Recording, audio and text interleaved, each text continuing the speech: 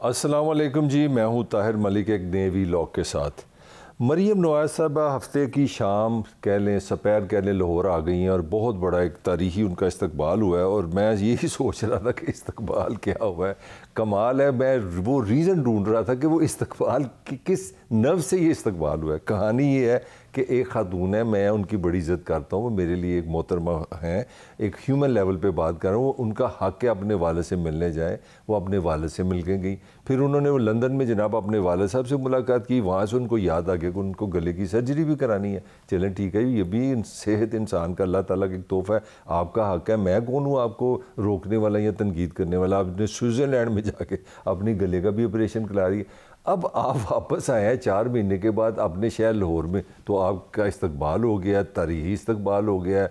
एक नया पाकिस्तान में सियासी तारीख़ आ गई है। मुस्लिम लीग नून से अगर आप बात करें तो उस पार्टी का दिल करता है कि वो इस तरह बना दे कि जनाब आप भूल जाएँ कि जो बेनज़ीर का 1986 में इस्तकबाल हुआ तो उससे बड़ा इस्तकबाल है। और भाई सवाल ये है, मेरा दिमाग ख़राब हो गया, सोच रहा हूँ कि इस्तकबाल क्या है, किस चीज़ का है। आप क्या कोई तो पेट्रोल लेके आए हो, कोई सोने के 5-6 शिप ले आई हैं, उससे पाकिस्तान में कोई महंगाई ख़त्म हो जाएगी। आप अपनी गले की सर्जरी कराए हैं।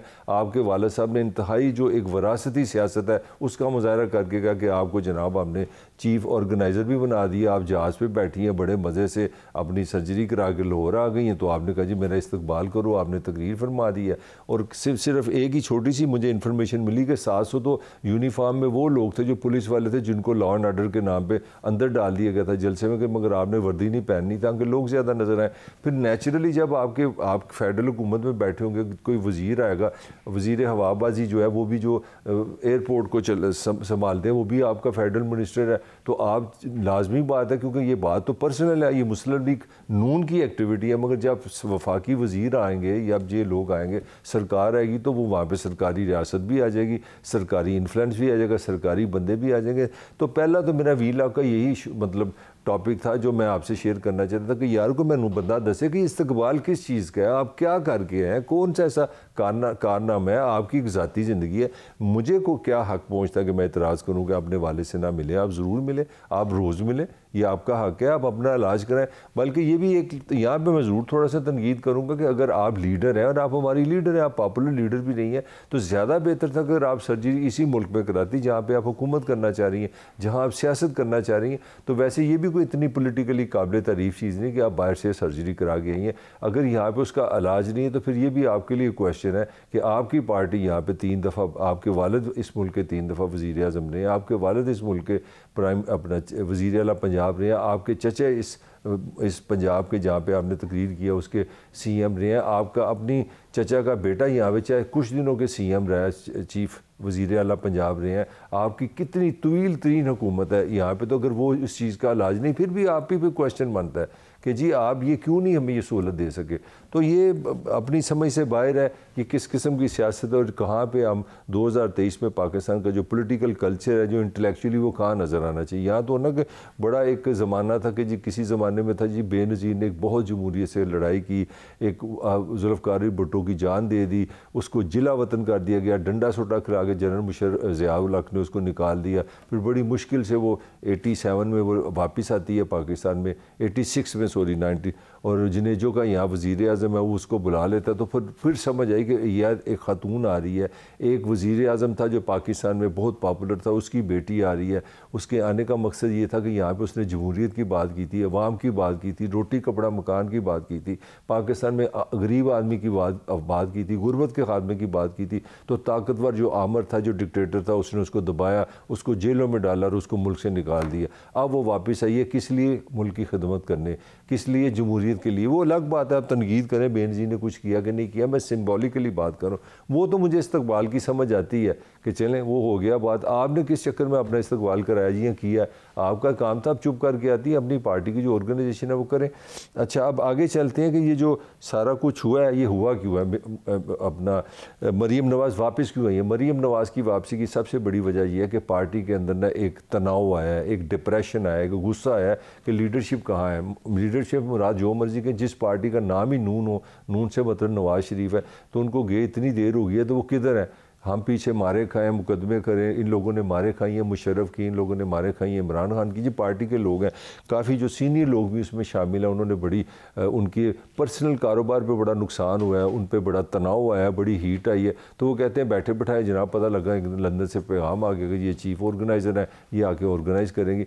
और यही चीफ़ ऑर्गेनाइजेशन का जो उनको ओहदा जो मिला है, इसी में एक और ख़बर आपको देता चलूँ कि हमज़ा शरीफ जो शहबाज इनका जो कज़न है, जो 4 दिहाड़े वो सीएम पंजाब रहा है, उसको भी इसी बात का गुस्सा है कि जनाब जब आप मुआहदे करके मुशर्रफ के साथ सूट शूट लेके रोटी शोटी लेके सारे अपने जो बावर्ची वगैरह सारे लेके जब सऊदी अरब जाते हैं तो मैं यहाँ पे कंपनी की मशहूरी के लिए रह जाता हूँ। मुशर्रफ मुझे एज ए ज़मानत रख लेता है कि भाई सारे चले जाओ, अगर तुमने वहाँ जाके कोई मेरे खिलाफ बात की तो मुंडा मेरे को है पाकिस्तानी है तो मैं इसको सीधा कर दूँगा। तो ये बहुत बड़ी सेक्रीफाइस थी हमज़ा की। और बात सही भी है कि आपने जनरल मुशर्रफ जैसे ताकतवर बंदे के लिए एक बंदा यहाँ ठहर गया कि मैं इसके सामने खड़ा रहूँगा, आप आराम से निकल जाएँ, एक्सिट ले लें, तो वो एक किस्म की वो गारंटी थी। फिर उसके बाद उसने 22 साल कैद भी काटी।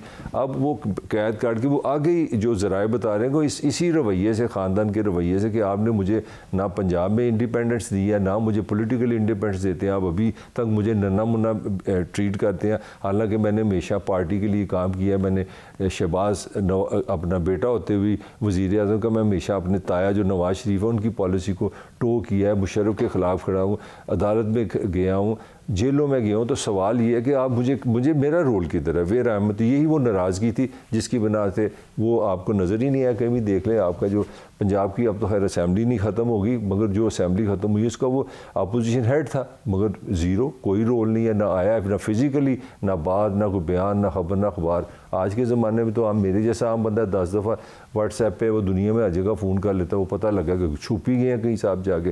तो ये सबसे बड़ी 2 वजह थी। एक तो वजह ये कि पार्टी घर के अंदर एक लड़ाई है, और दूसरा एक पार्टी के अंदर ये एक तनाव था कि जनाब हम हेडलेस है, हमारा फेस ही कोई नहीं, हमारा सिरदा साई कोई नहीं, और जंग हमारे नर्व्स पे बैठा है इमरान खान। तो इमरान खान की काउंटर करने के लिए, और ये एक फ़िलासफ़ी थी जो नवाज़ शरीफ को आफ्टर ऑल ये माननी पड़ी कि मुझे अगर मैं जाऊँ तो ये बेहतर है। मगर उसमें नवाज़ शरीफ के आने में भी एक मसला है, क्योंकि नवाज़ शरीफ ये चाह रहे हैं कि जब वो आए तो उसके लिए उनके जो मुकदमा आता है, जिस तरह उनके भतीजे साहब आए थे कि पहले उनको फांसी ज़मानत मिल जाए लंदन से, फिर वो आए अगला दिन वो कोर्ट जाएँ तो उनकी जान छूट जाए, वहाँ ज़मानत हो जाए, केस ख़त्म हो जाए।